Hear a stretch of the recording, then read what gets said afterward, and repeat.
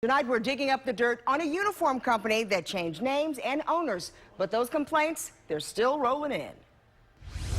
Sports teams across the country are forking over money, but hitting the fields without their gear. It's nothing new, and Focus investigators first introduced you to Sports 55's scandal last year. Teams say they pay for the uniforms and never get the full gear. The company shut its doors after nearly 200 complaints to the Better Business Bureau. But what follows is one foul after another. Pop fly.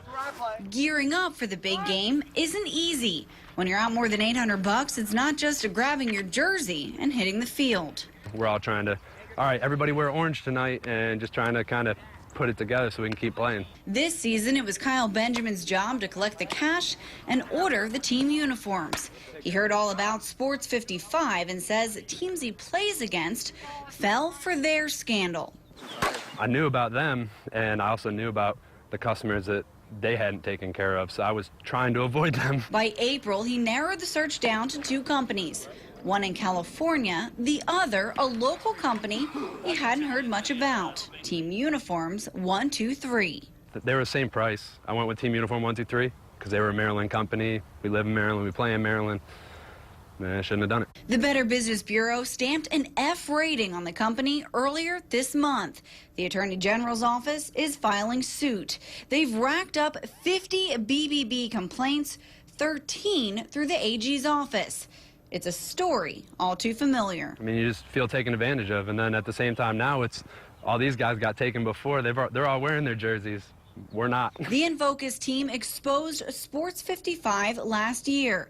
They closed their doors in December with nearly 200 complaints. Soon after, Team Uniforms 123 stepped in. The promise of a new owner who wanted to do things differently. The pattern of complaints already, the type of complaints, the amount of the volume of complaints that we're getting, that was a concern. But then to find again, that they had even kept the employees on board that had the same problems before. Now, do you think that they're going to answer these complaints in a different manner and resolve them for customers? Not only did the new company neglect to answer any of Sports 55's complaints, they were raking in fouls of their own. Mary Wallstein is listed as the sole owner of Team Uniforms 123. A number listed for her has been disconnected. Public records show Wallstein is related to John Eberl, one of the previous owners of Sports 55. New company, new name, new owner, same staff for the most part. I was hoping as a Maryland customer, since I can drive to their office or right down the street, maybe they'd take care of me. Unfortunately, that's not the case. We went to check out their so-called office for ourselves. The address listed took us to this shopping center in Millersville. No sign of Team Uniforms 123, and other stores in the area had never heard of them. We asked the UPS store if the company has a mailbox within their store. They told us there was no Team Uniforms 123 representative on site, and they couldn't confirm whether they have a P.O. box within their system. We've called the company multiple times. Hi, this is Amy O'Bear. I'm calling from Channel 2 in Baltimore. With no response. Emails go unanswered. On their website, they say they're no longer taking calls, but they're still accepting emails and still taking new orders. They screwed over like 50 teams.